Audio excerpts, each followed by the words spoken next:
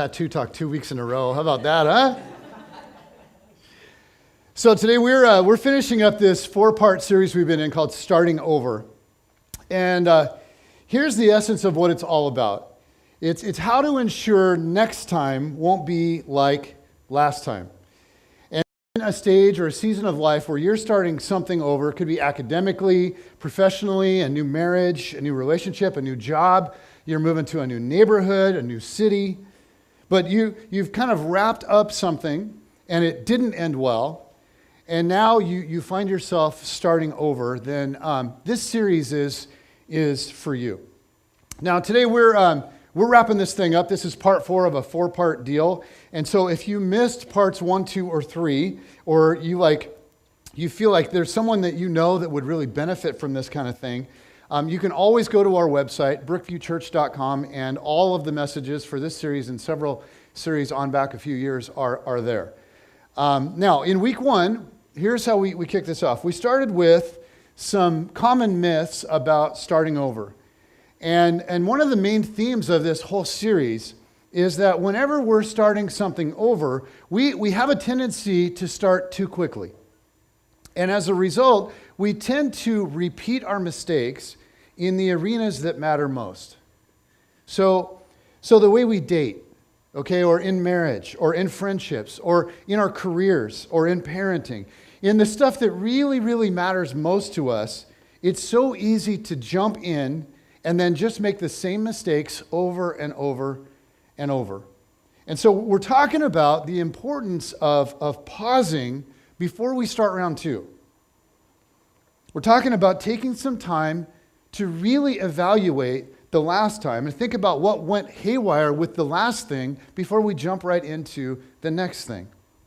Okay, so in week 1, we looked at some myths about starting over. And since then, we've really been focusing on 3 things. We said that in order to start over in such a way that next time is better than last time, we've got to, what? Own it, rethink it, and release it. One more time, we've got to own it, rethink it, and release it. And so to own it means that as you think back over everything, as you think about who really gets the blame for all that went wrong, you need to own, okay, your contribution to the breakdown. You need to own that piece that's yours, that piece of the pie that's yours. Because if you don't own your responsibility, then what happens is you can just smuggle your issues right on into your future. Right? If you don't figure out how you contributed to the whole mess, then your bad habits and your addictions and your dysfunctions, they just continue on. You don't name it and deal with it, then you'll just go right on with it into the next time. And so even if almost all of the blame goes to someone or something else, if you don't pause and look at even the little bit that you contributed, if you don't own the little bit that you contributed, you'll just smuggle your own issues right on into your future. And then last week, we talked about the importance of rethinking it, which means you need to answer a particular question, a question that we always seem to just naturally ask whenever things go haywire. And the question is, what was I thinking? I mean, we make a decision and something just spirals out of control, and later on we're looking back, we're like, what was I thinking? We ask this all the time, right? Like, why did I go out with him? Why did I take that job? Why did I invest my money in that? Okay, why did I stay in that relationship so long? Like, what was I thinking? What was I thinking? What was I thinking? What was I thinking? And the problem is that we ask that question sort of hypothetically. Like we don't really want an answer. We just ask the question, then we move on. And rarely do we pause long enough to actually answer the question, what was I thinking? And the reality is, when you got into that mess, you were thinking something. And so what was it? What were you thinking? And see, if we don't stop and figure that out, then we set ourselves up to just do the same thing all over again. Because, and this is so obvious, but it's really important, if you think the way you've always thought, you'll just do what you've always done, right? So if next time is to be better than last time, then we've got to pause. We've got to reflect long enough to really rethink it. Okay, now today we come to the part of all this, the third part of all this, which is the release it part. And here's what I mean by release it. In week 2, I showed you this pie image. If you were here and you remember this, right? This is like, okay, you think about your last disaster, the thing you're starting over, and this is the circle of blame. Okay? And this is the circle of blame. So you look at this thing and you go, okay, here's who's at fault for everything that went haywire with me, and this is the way we usually see the world. Here's what was someone else's fault, right? The big, huge section, and then that little teeny tiny slice, okay, I may have contributed something to the issue. Okay, so yeah, I know I went against all my friends' advice and I dated her, and then she ended up being like a psycho, and so the problem was she was a psycho, and I guess I made a really bad decision in drinking too much at the bar and going home with her, and so that's my part. Just this little tiny sliver. This is what we do, right? We look at relationships, we look at jobs, we look at meltdowns in our life when we go, okay, almost all of it was someone else's or something else's responsibility, and mine was this little tiny piece. Today I want to talk about, now that in week 2 we talked about that little tiny piece and the importance of owning it. Today what I want to do is I want to focus on the rest of the pie. I want to focus on that part of it that was not your fault, okay? And here's kind of a central thought for today. Just like not owning your part of the pie enables you to smuggle your issues into the future, in the same way, not dealing with the other part of the pie, okay, not dealing with the part that's somebody else's fault, enables the person that hurt you or the person that wronged you to smuggle their issues into your future. Like if you don't deal with the big part that wasn't your fault, then you allow the people who hurt you or the people who deceived you or the people who lied to you or the person who fired you unnecessarily or the person who cheated on you or the people who betrayed you, whatever your story is about, you allow those people, the people you may never even see again, you allow those people to just continue to influence your life. Now, when you think about it, you go like, who wants to do that?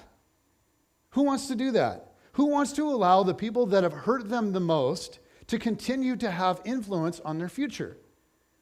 And I'm just like you. I've been hurt and I've been wrong and I've been wounded. But none of us want to allow the people that caused all that chaos, like in our childhood or in high school or in our last job or in that last relationship or in that mess of a marriage, okay, or on that last team or at the last school or whatever it was. None of us want to allow the people that created mess in us to just continue to have influence right on into our future. And the only way to make sure they don't follow you right on into your future is to somehow deal with the part of the pie that was completely somebody else's fault. If you don't, then the person or people that damaged you are just walking right on into your future with you. And you go, well, what do you mean by that? Well, think about it. Here's what it looks like. It looks like your anger. It looks like your fear. It looks like your insecurities. It shows up in your self-destructive behaviors. It shows up because you won't take any risks, or it shows up because now you're taking way too many foolish risks. It's the influence of the person that isn't even in your life anymore carrying on with you. And so if that's you, and if you know that this is you, then let me just ask you 2 questions. And I want to say right up front that these are going to sound really insensitive, so don't throw rotten fruit at me. These are going to sound really insensitive, but hang with me. Okay, first question. How far into your future do you intend to carry the baggage from your past? How far into your future do you intend to carry the baggage from your past? Now, you hear that, and if this is an issue for you, you're probably thinking, well, what do you mean intend? Right? I don't intend to carry any of it. Okay, but if you don't want to carry it with you, then you've got to do something about it. Here's the second question, closely related to the first. How long do you plan to allow the people who mistreated you to influence you? How long? How long do you plan to allow the people who mistreated you to influence you? Like another week? Another month? another marriage, another season, your whole career. And you say, well, again, man, like I don't really plan any of it. I'm not planning this. I know. And that's why this is an important question. We don't plan this stuff. We just live, right? We just live, and then we just live with a bad attitude. Or we just live and we have all these fears. Or we just live and we have all these anxieties, and we don't trust people. And we're angry, and we have a short fuse with everybody, and people realize that they got to walk around on eggshells with us, right? What is that? That's allowing the people that have hurt us most to just follow us right on into our future. They have smuggled their way in. And so this is a huge question. How long do you plan to allow those that mistreated you to influence you? Now, for some of you, I'm wondering if there might be some like pushback happening in you. In fact, for some of you, I'm just about sure there is. And so let me ask just a little bit different question, because you look at this and you go, well, there's nothing I can do about it. Okay. Let me come at this from a different angle, ask a different question. Have you ever known somebody that you look at their life and they're so solid? I mean, just fantastic person or fantastic people. And you watch them and they have this amazing life, right? Emotionally, they're so stable and they're nice and they're kind and they're responsible, okay? And they're compassionate and they think about others and they're like good parents and they have a good marriage and they have good friends and they hold down a really good job and they're eager to serve. They're just really, really solid people. You ever known somebody like that? And then you get to know them. And you're looking at this thing from more than just the outside. You get to know them and you find out their background. And you are like, holy smokes. Because you find out that they had some serious stuff in their past. Like they were abused or they experienced some sort of extreme loss. Maybe a child or a spouse or both. Or they had some horrendous addiction of some kind, whatever it might be. You find out that they had horrible trauma in their past. But looking at them now, right? You're looking at them now and you're looking at the way they live and the way that they go on, and there is no trace of the effects of that thing that they walk through. Like, have you ever known somebody like that? Do you know what I'm talking about? I think most of us have. When I was getting my master's degree, like prepping to be a pastor, I met another student, and I was going to school up in Canada. And he was a guy from Africa named Jean, like Jean, with the French Jean. And Jean was happy, and he was kind, and he was friendly, and he just seemed to me like, okay, here's a guy that's had a good upbringing, and he's from a good family, and just real normal kind of guy. He's from Africa, it's different from me, but real normal guy. One day we had a really long break in the class. We were in an all-day class, and we had like a 2-hour break. And so I sat next to him with my little lunch, and he just started talking. And we talked for a few hours. And he shared his story with me. Jean was from Rwanda. And this was in 1997. And the reason he was in Canada was because he came as a refugee. Because in the great Rwandan genocide, his entire family was killed. He lost his dad, who was a pastor. He lost his mom. He lost brothers. He lost sisters. He lost cousins, aunts, uncles, like all of it. And he was eventually taken to a refugee camp where he lived for a long, long time. And then he came to live in Canada, where he went to school. So he lost his family. He lost his country. He lost his culture. He wasn't around people that even spoke his language anymore. He lost everything. But in Canada, he decided to study to become a pastor. And he wanted to go back to Rwanda one day, and he wanted to teach people about Jesus, about grace, about love, about unity, about valuing and respecting all people. That's what he wanted for his country. And after he told me about all this, like I'm just like, are you kidding me? I'm so moved by this story. And I think for him, this was like the beginning of his academic experience. He was just relieved to have like a friend. And so for the next class, we were standing up front and kind of waiting for it to start. And we're just standing next to each other. And suddenly, like he reaches over and he grabs my hand and he starts holding it. And I'm not going to lie. It was weird. And so, I mean, I'm not talking like just a little, I'm like, he interlocked fingers. And he's smiling and he's kind of bouncing like this. And I'm like, Jean, what are you doing? And then he takes my hand and he starts swinging it. And he's like singing. And like I'm feeling the eyes of everyone in the class behind me looking at me. I'm just like, oh my goodness. Because, I don't know, maybe I should clarify. This is not how I would normally hang out with my friends. But in Rwanda, apparently this is what men do. And I realized later on that this communicated something. For him, this communicated, this is my friend. It communicated, you're my friend. And he's doing this with me. And I was just like, through gritted teeth, I'm like, okay, let him do it. Because in his heart in this whole thing was so beautiful. And to tell you the truth, as I got to know him, his heart in almost everything was so beautiful. And now you look at that and you go, how do you explain that? I mean, honestly, how do you explain that? How can a 24-year-old guy, okay, that 3 years earlier had lost everything, be that compassionate and that kind and that resilient and that stable? And see, without knowing his story, just from watching his life, I would have never, ever guessed that he went through any of that. And you know what? My guess is that you've met people like that. Okay, maybe not with a story quite that severe, but you've met people like this. That like from the outside, you look at them and they just look like they've got it all together, and then you find out their story and you find out the crazy, crazy stuff they've gone through. And looking at them now, you would never guess that that was a part of their life. Like you would never guess that she had this in her past. You would never guess that she was raised in a home like that. You'd never guess that he had, an addiction like that.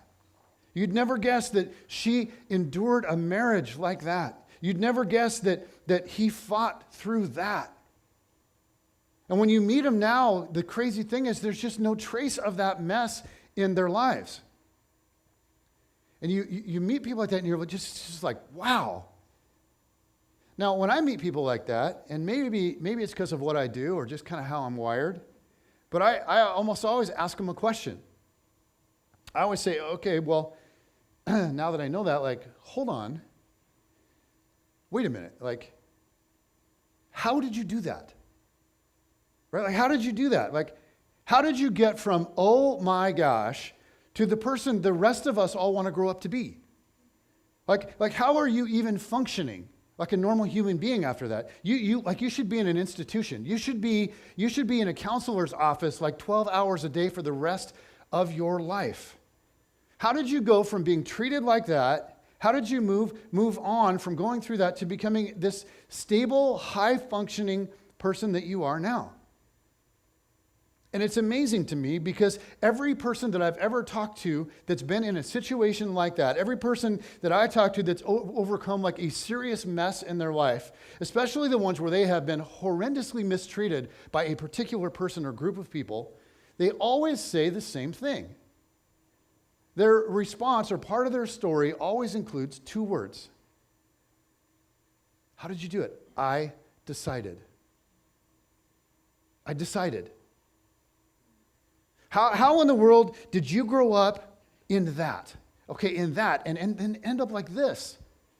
How in the world did you go through a relationship like that and then move on to become the person that you are? How did you go through what you went through professionally and then ever bounce back the way that you have? Like after all that you went through, I'm looking at you and I'm looking at your life and I've been watching it enough I don't sense any anger. I don't sense bitterness. I don't see a bunch of insecurities. You don't have this cynical edge about you. You seem to be a soul at rest. You seem to be at peace. How in the world did you get there? And you know what people always say? Somewhere in their explanation, they say, I decided. In one way or another, here's what they decided. They say, I decided not to let my past dictate my future. I was not going to let my past dictate to me my future. Now, here's the powerful like really powerful thing about all of this. You have the ability to leave your past behind. You can do this. You can. It can be done. And how do we know? How do we know this can be done? Because we all know people that have done it. You do. You know people that have done this. And even my friend that like hid in fear for his life and then watched his family be brutally murdered, that lost his entire life over just a couple of days, he did it. He did this. This can be done. You can do this. You can decide. But to move into a better future, you have to release the past so the past will release you. Now, you can absolutely not do this if you want. You can not do this. You can cling to the past. You can cling to your story. You can tell it over and over again. You can use it as an excuse for all of the dysfunctions that you continue to go on with. You can replay the past in your mind. You can feed your anger. You can justify all of your bitterness. You can explain away all your insecurities and all your dysfunctions, and you can keep telling your story, and you can continue to let the past define you. But if you want to move forward, okay, if that's not how you want to live, if you want to move forward, if you want to move on, if you want to move into a better future, then you have to release the past so the past will release you. Now, Jesus was all about this, wasn't he? You think about the story of redemption. You think about what God is up to in the world. You think about what God is up to in our lives and what he most longs for. This is at the core of it, man. And we see that Jesus was all about this. We see it in his teaching. We see it in the way that he treated people. We see it in his life. He understood this, and he practiced this, and he taught this. And Jesus understood that a central ingredient to this entire healing process, like a central part of moving forward into a future with peace and with confidence, a future that's free of all the dysfunctions of the past, comes through release. And to release the past, the only way, the central way, is to forgive. Now, Jesus talked about this over and over. Like, if you're reading through the Gospels, you're like, really? There it is again? Like, did I skip a page? Like, I was just reading about that. It just keeps coming back to it. And he just keeps coming back to it. And the disciples, they kind of had this experience of like, really? I mean, after a while, the disciples are like, seriously? Like, Jesus, come on. Seriously? Forgive? Like, we're back to that again, Jesus? And then they would ask questions about it and kind of poke at it a little bit. Like, well, but what if you've been really hurt? You don't have to forgive then, right? And certainly there's like a limit to forgiveness. I mean, eventually you don't have to forgive, right? I mean, if the person just keeps messing up, if this just keeps happening over and over, I mean, after a certain number of times, right? And one day Peter comes to Jesus and he basically says, okay, Jesus, I get it. Forgiveness is a good thing, but okay, yeah, I mean, in theory it's good.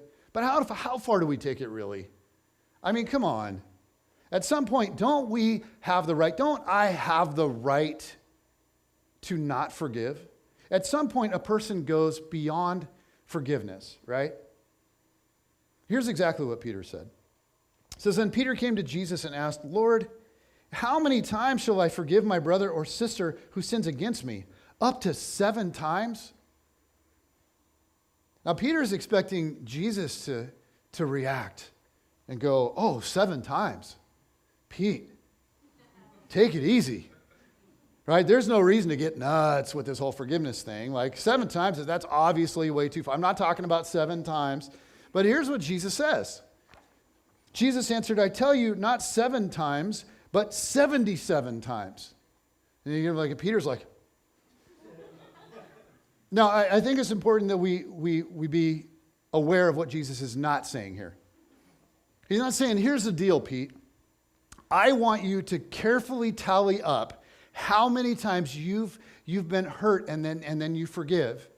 And you tally that up and you tally that up and you tally that up and you get through 60, 65, 70, 75. But dude, when they get to that 78th time, you just unload. Like you just... Okay, that's not the point here. The point is that if we're going to follow Jesus, forgiveness needs to become a way of life. And once we understand the depth of God's mercy to us, guys, once we really understand the depth of God's mercy to us, forgiveness needs to then flow right through us outward. And not just toward those that ask for forgiveness. And I think this is one of those things where we go, well, what about the people that don't ask for forgiveness? Well, that's most people, right? I mean, come on. I mean, if somebody comes to you in humility and says, oh man, I messed up, I'm so sorry, would you please? And they cower in front of you. It's not too hard to forgive that if they're sincere. But he's not just talking about people that ask for forgiveness. It's not just toward those that go through the process of making it right. Because, I mean, most people are never going to ask for it. They just aren't. They don't even know what they did, right? Like they don't take responsibility for it, and they're never going to make some sort of an attempt to make it right. And yet Jesus says the posture of our heart toward them, it really, really matters. In fact, in one of the most extreme things he ever said, and this was shocking to the people of his day. This is what made Jesus so mysterious and unique. And he described it this way. He said, you've heard that it was said, love your neighbor and hate your enemy. Okay, that's Old Testament. That's old law. That's Mosaic way of thinking. You have heard that it was said, love your neighbor and hate your enemy. But I tell you, love your enemies and pray for those who persecute you.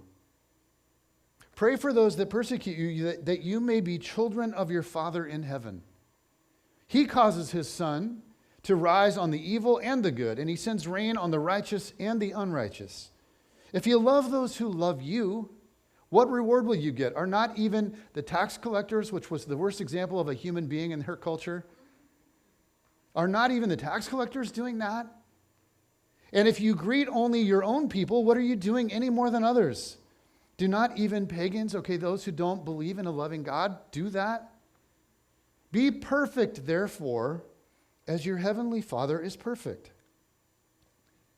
Now, this is not easy at all. Not one bit. And Jesus knew it. He knew it. And that's why he taught on it over and over and over. So you think about it, you go, well, this is not easy. Why would this be important? Well, Jesus says it's important because it helps you become children of your Father in heaven. Like, this is what changes you. This is what makes you beautiful. This is what frees you. This is what frees your heart. This is what sets you free from all the anger and all the hate and all of the bitterness and all of the rage. This is the thing that makes it so that the people around you don't have to walk around on eggshells. Because we've all seen people that are consumed with this stuff, right? And they may have very legitimate reasons for it. They may have been hurt horrendously. But the reality is, it's still ugly. It's so ugly. And you don't want that to be you. You don't want that to be your heart. You don't want that to be your life. And the only way out of it, the only way away from it is to forgive.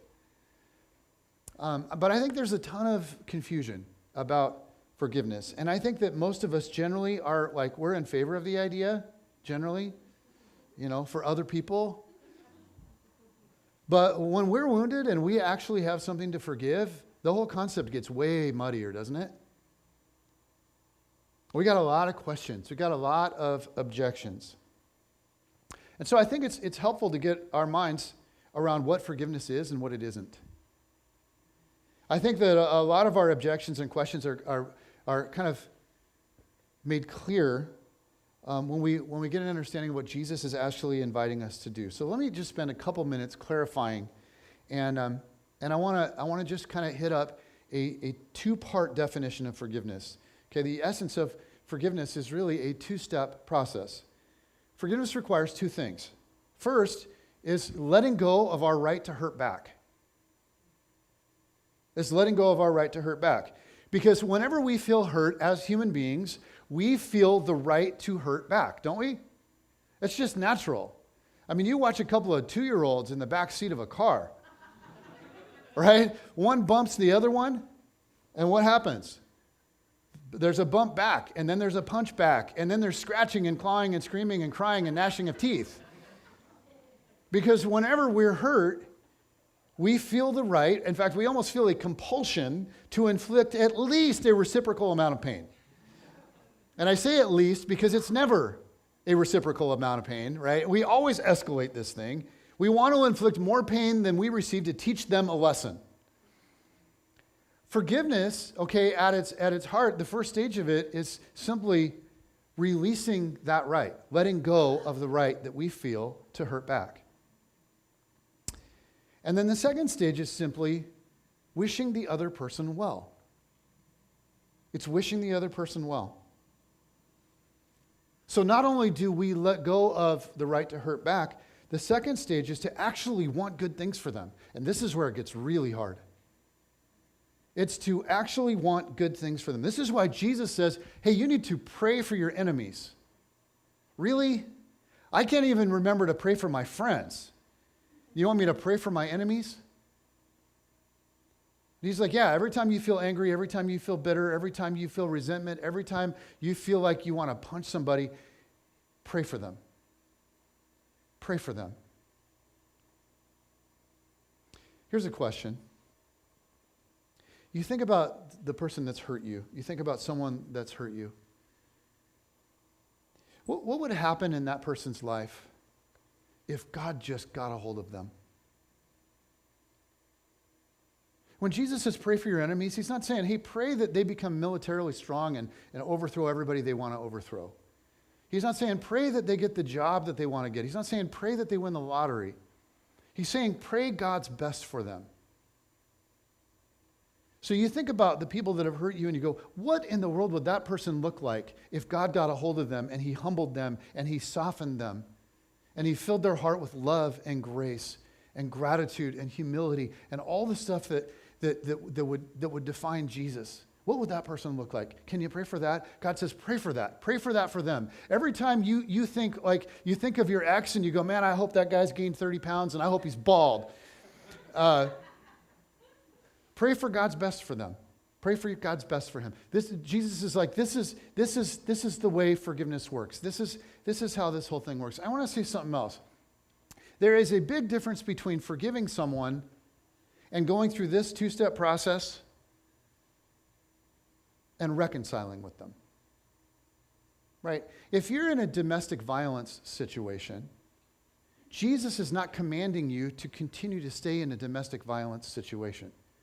And you're going, well, Jesus said I have to forgive. Yeah, you do. You have to let go of the right to hurt back, and you have to wish the other person well, and you have to pray for him. That doesn't mean you have to live in the same house and continue to endure the abuse. Right? If you had a business partner and this partner hosed you and cheated you,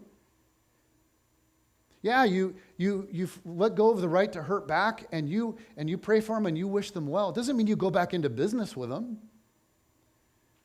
There's a big difference between forgiving and reconciling, and we need to be aware of that. Okay, reconciling requires the energy of both parties. Forgiving does not. Forgiving absolutely does not. And so that's forgiveness in a nutshell. It's giving up the right to hurt back. It's wishing the other person well. It's a very simple thing, but it's not easy and it's not natural. This is a really hard thing for us. And when we forgive people, what's really hard about it is it feels like we're letting them off the hook. Doesn't it? And there's something in us that's just opposed to that, right? Like to pardon someone when they've hurt us, when they've taken something, when they owe us something, it feels unnatural. It feels weak. And yet forgiveness is absolutely the farthest thing from weak when it's real. Let me ask you this question. Who was the strongest person to ever live? Okay, guys, this is a church. Okay, we're followers of a guy named? Okay, yeah. This is not a trick question, you know.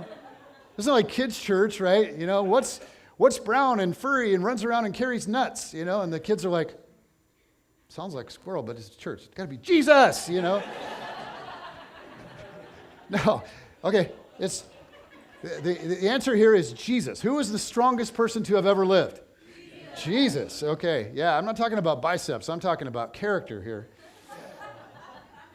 Okay, who was the most forgiving person to have ever lived? Jesus. Okay, good. Forgiveness is not a sign of weakness. Jesus had all of this freedom, and this is what made him so strong, so incredible, and so baffling to the powers that ruled. I mean, he had all this freedom from all the stuff that most of us find ourselves so encumbered by. He wasn't weighed down by all the stuff that usually burdens us.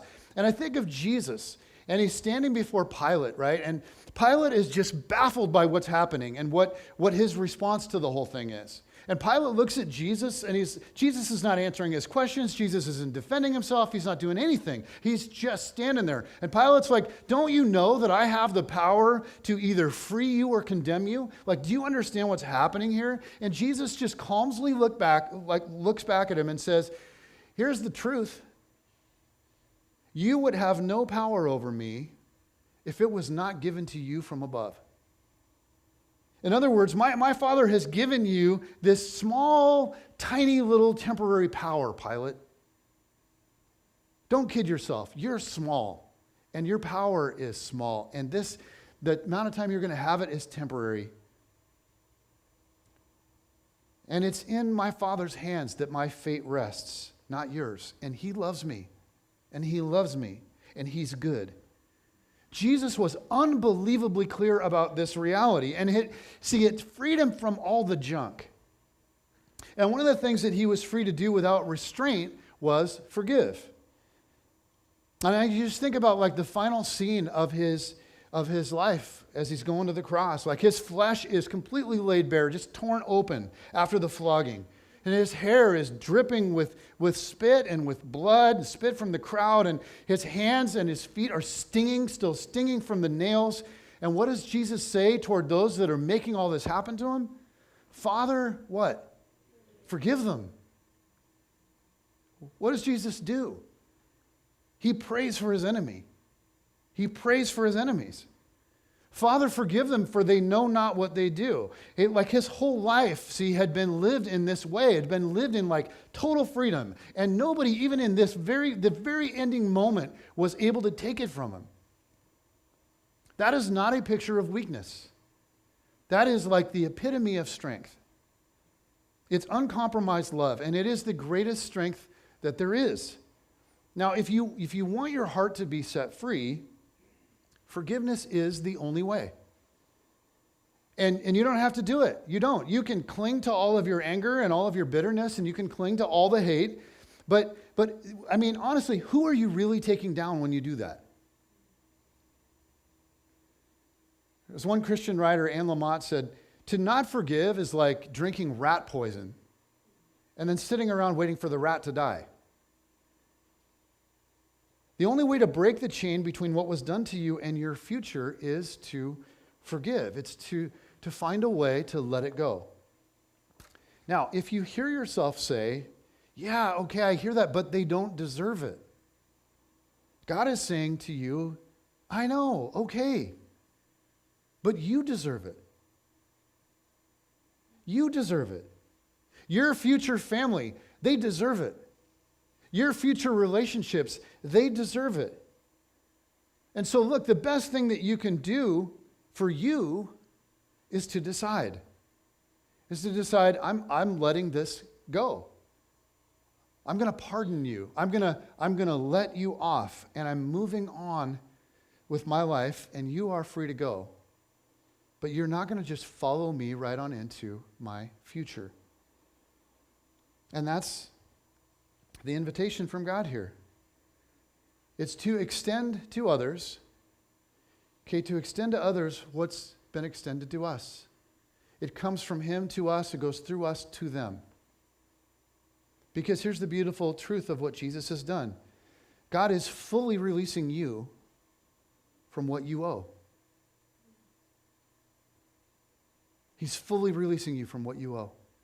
That's His greatest desire. He gave His Son to do it. Now, people will say, well, what? Okay, but all right. What if someone broke the law? I mean, have you thought about that, Pastor? Okay, here's what I would say. Then let the police handle that. Like, You may even need to call the police. But you let the police and you let the justice system take effect and do what they do. But what you don't do is spend the rest of your life angry and bitter.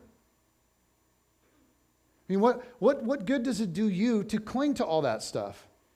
Now, the person may owe a debt to society. They may need to be locked away for the safety of other people because they're going to continue to do what they did to you. That's all part of the system. But your best bet in moving forward is to say, okay, you may be serving time. You may be serving the debt that you owe to society, but you don't owe me anything anymore. Like, if you don't want all the junk to follow you around, then pardon as you have been pardoned. And this is central to what it is to be a follower of Jesus. Now, we want to say, well, okay, I'll pardon them as soon as they apologize. But you don't have to wait for that. Because the reality is, they're never going to apologize. Right? Not fully. They're not going to apologize fully. They're not going to apologize in a way that really enables you to feel released. Because they don't even understand what they've done most of the time. They don't even remember what they've done most of the time. And in some cases, they're not even around anymore. And so you don't have to wait. You can decide. Now, to close, I want to give you a highly specific application. Just a little exercise, and this is kind of an exercise that counselors use sometimes. But if you're having a really hard time letting go of something that someone has done to you or a group of someone's has done to you, here's what I encourage you to do. Make a list of what they owe you. And this can be an unbelievably powerful exercise. And for some of you, you need to do this because you feel like you're looking at this, you're hearing this whole thing, and you're like, yeah, well, I forgave, but the anger and the bitterness are still there. It didn't help me at all. It's not doing anything. Like you look at this, you go, it's still in you. And you feel like you forgave and then nothing changed. And if that's you, I'm telling you, this is one of the most powerful exercises. Now, this will be emotional. And this will be time-consuming, but it can free you. So I just invite you to sit down and to figure out what exactly they owe you. And then I encourage you to actually write it down. Make a list of all of the stuff that they owe you. And so you think of that person and you think, what did they take from me? What did they take? You go, they took my childhood. They took my opportunity to raise my daughter. They took your opportunity to put your son to bed every night. They took away your reputation. They took away your career. And so you look at this and you go, what exactly did they take from you? What exactly did they steal from you? What specifically, and be as specific as you can, what specifically have they taken? And here's what you will discover.